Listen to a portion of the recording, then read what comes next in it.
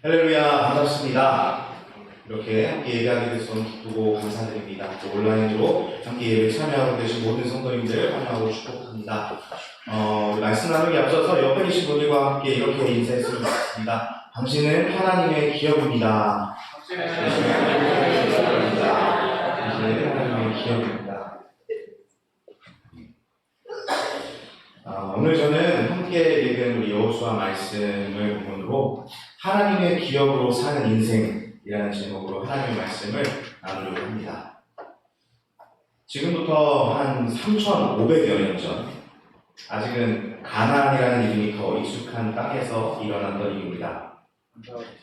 이스라엘 위대한 지도자 한 사람이 은퇴를 준비하고 있습니다. 평생을 하나님의 명령에 순종하면서 살아온 사람입니다. 오직 강하고 담대함으로 생명을 다해서 주의 말씀을 지켰습니다.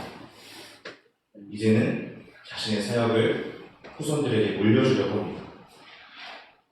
그의 본명은 호세아 벤 눈 에브라임입니다. 길죠? 지금은 여호수아라는 이름으로 더 많이 알려진 사람입니다. 여호수아는 젊은 시절부터 자신이 속한 에브라임 지파에서 지도자로 인정받았습니다. 그리고 곧 이어서 하나님의 종 모세에게 발탁됩니다. 처음에는 모세의 곁에서 비서 역할을 하면서 지냅니다. 모세가 자리를 비우면 자연스럽게 행정적인 처리를 하기도 하고 정치적인 명령의 전달자 역할을 하기도 했습니다. 하지만 여호수아는 전쟁 때 가장 많은 활동을 합니다. 적진을 정탐하거나 전쟁터에서 맨 앞에 서가지고 이스라엘 군대를 이끌었습니다. 시간이 흐르고 여호수아가 이스라엘의 최고 지도자가 됩니다. 여호수아가 이스라엘의 최고 지도자가 되었을 때 그의 나이는 어느덧 80이 넘어 있었습니다. 다른 사람들은 은퇴할 나이였지만 오히려 그는 이스라엘의 최고 지도자가 된 거죠. 그것도 주로 전쟁을 수행해야 하는 임무를 맡은 군사적 지도자가 됩니다. 이스라엘의 민족적, 정치적, 행정적, 그리고 군사적인 리더가 되었습니다. 감당하기 어려운 일이었지만 여호수아는 자신에게 맡겨진 일을 성실하게 감당합니다. 여호수아가 리더로서 이스라엘을 통치하는 방식은 굉장히 단순했습니다.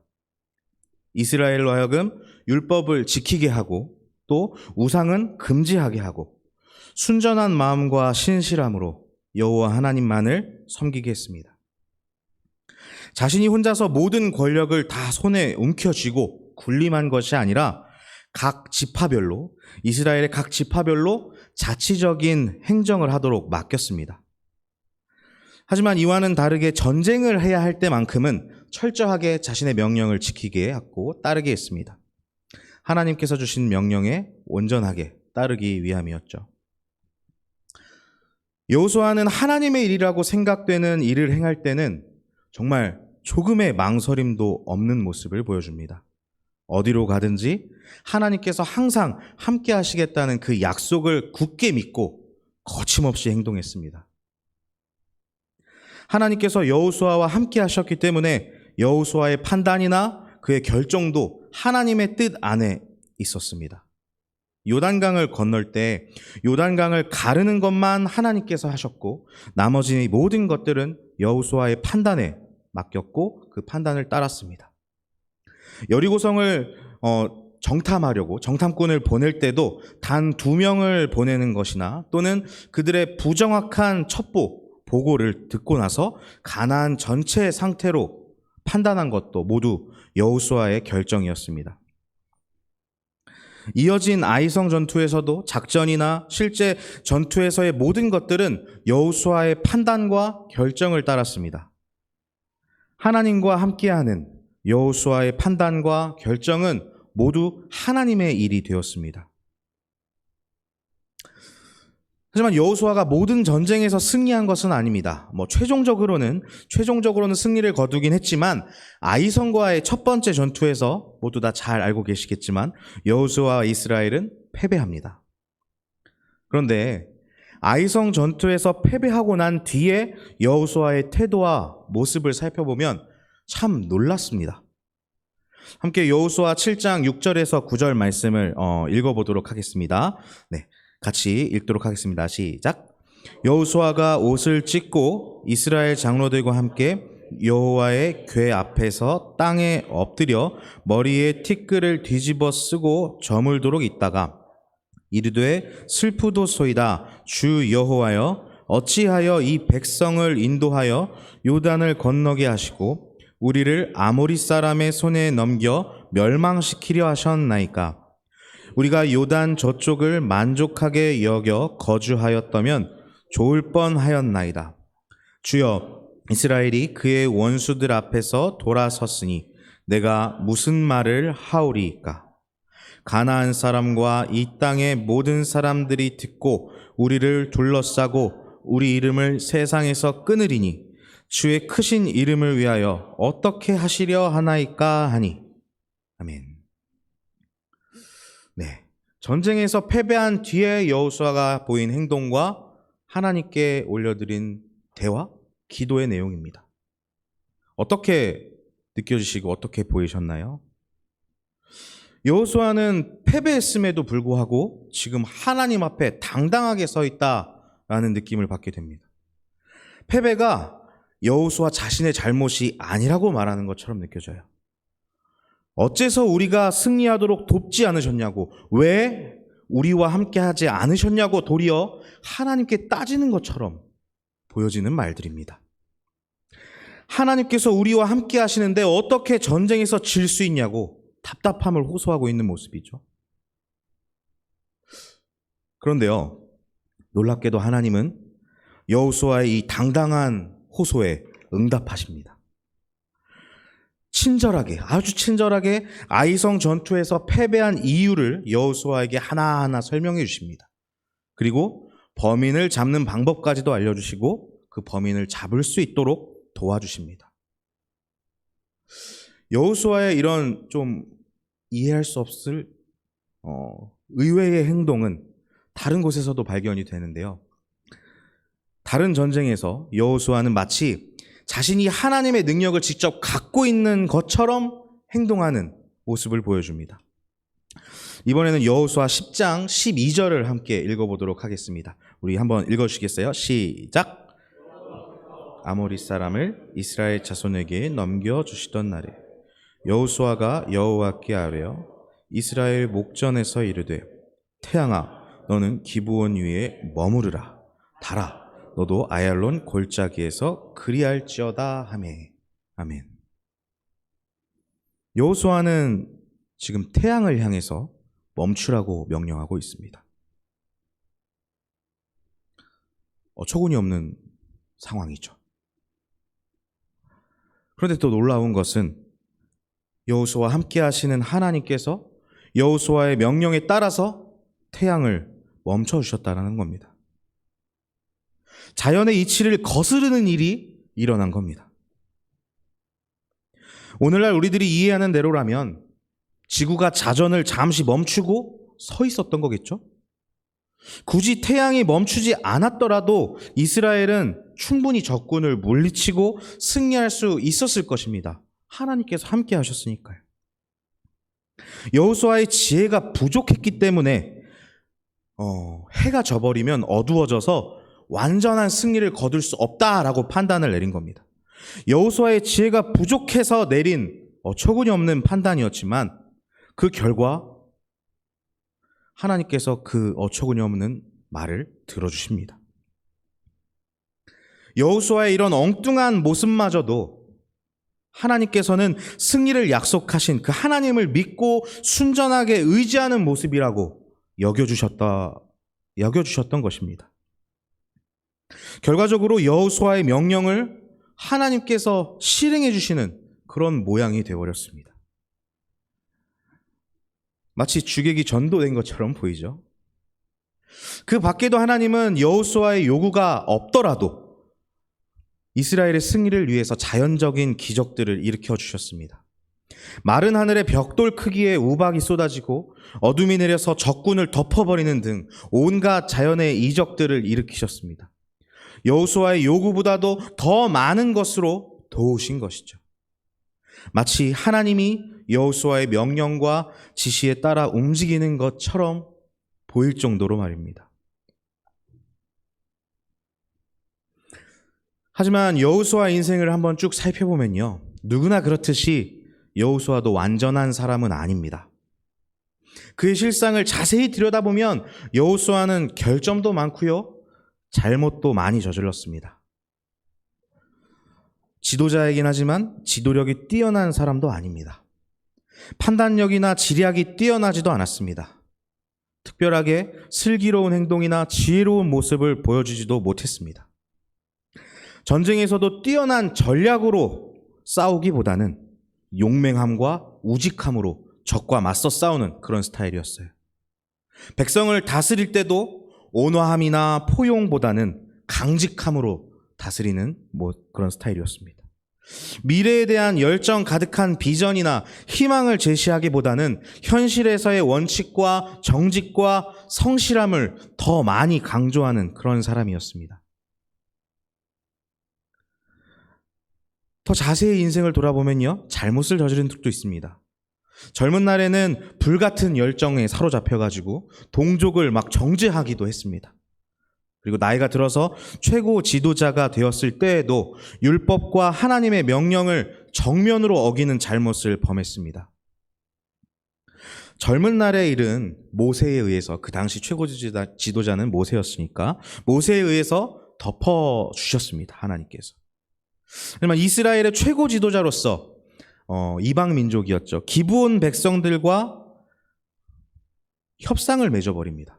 제대로 알아보지도 못하고 협상을 맺었지만 하나님은 그에 대해서 아무 말도 하지 않으십니다. 후에 기브온 백성들과 맺은 그 협상은 두고 이스라엘의 올무가 돼서 이스라엘을 괴롭힙니다. 하지만 하나님은 여호수아의 잘못에 대해서 단 한마디도 말씀하지 않으십니다. 마치 아무 일도 없었던 것처럼 넘어갑니다. 하나님은 여호수아가 살아온 삶에 대해서 단 한마디의 지적도 하지 않으십니다.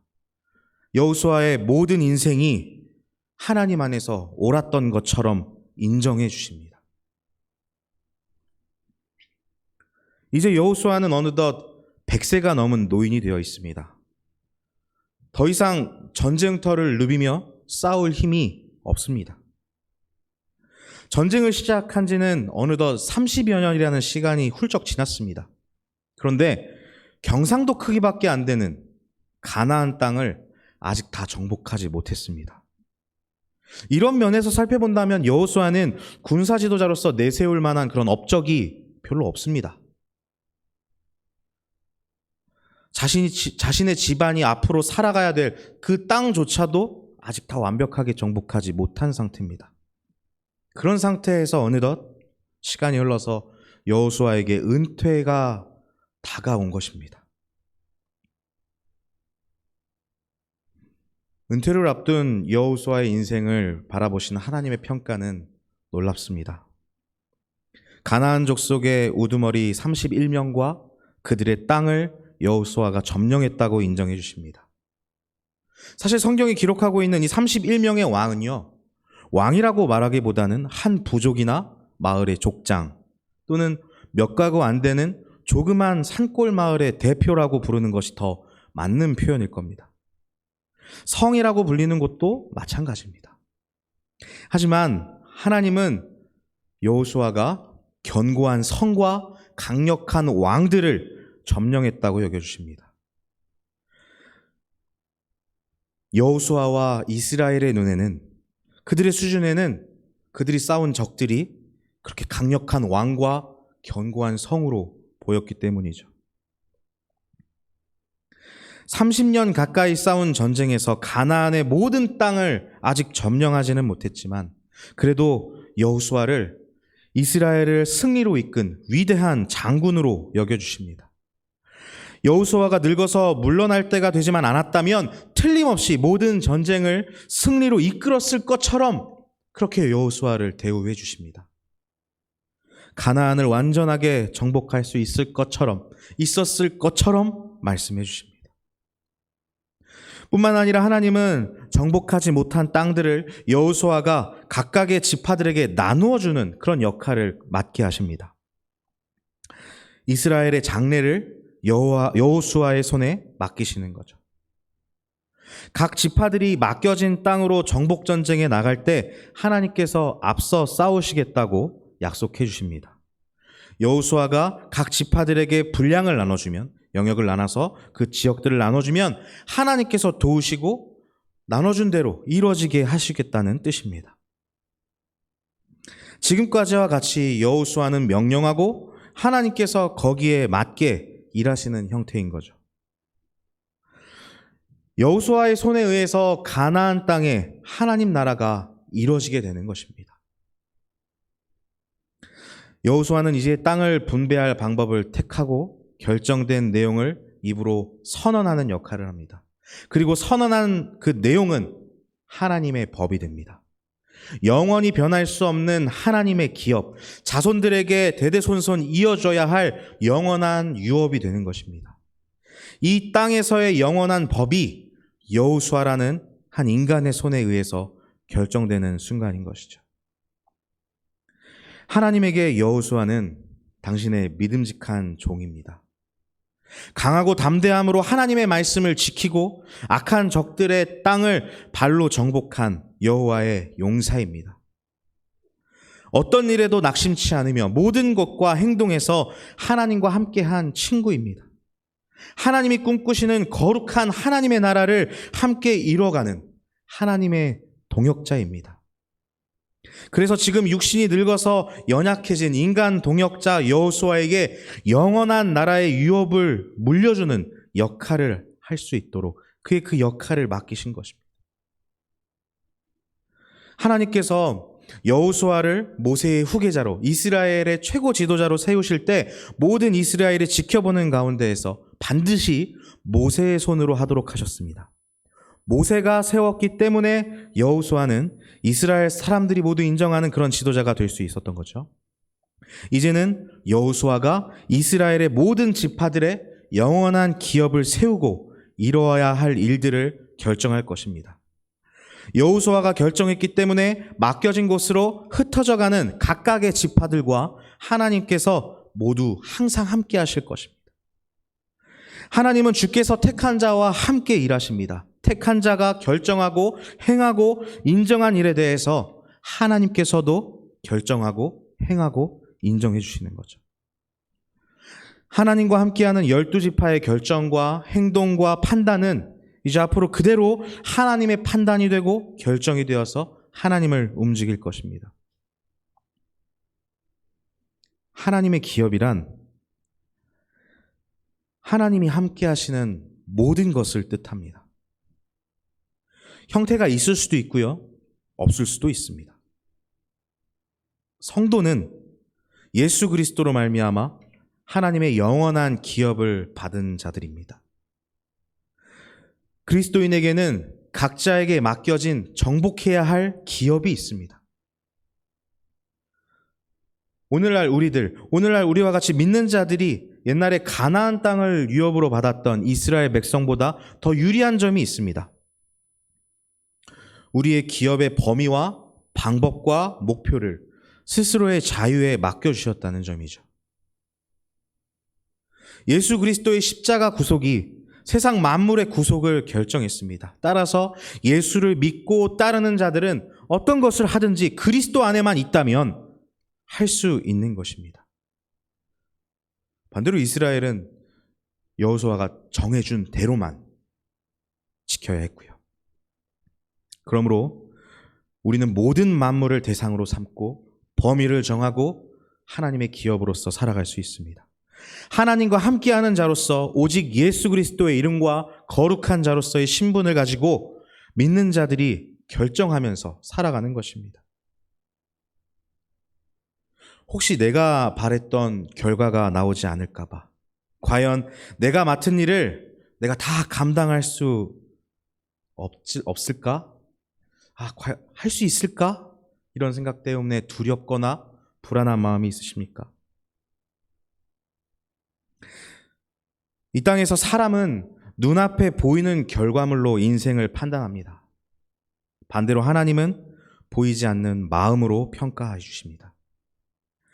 좋은 사람인지 훌륭한 사람인지 성공한 사람인지 그 여부는 지금 현재 그 사람이 눈앞에 보여주고 내세울 수 있는 결과물로 평가하는 것이 바로 사람의 판단입니다. 하지만 하나님의 판단은 다릅니다. 어떤 마음을 품고 있는지, 일의 시작의 동기가 무엇인지, 어떻게 현재의 결과물을 갖게 되었는지 그 과정을 평가합니다. 따라서 아무리 눈에 보기 좋은 결과라도 동기와 과정이 옳지 않으면 하나님께 아무런 인정도 받지 못합니다. 반대로 사람의 눈에 아무런 결과가 보이지 않아도 하나님의 눈에는 꼭 마음에 들어 하시는 그런 훌륭한 일들도 있습니다. 좀 더 자세히 이야기해 보면요, 사람들의 평가는 다른 사람들과의 비교를 통해서 대부분 이루어집니다.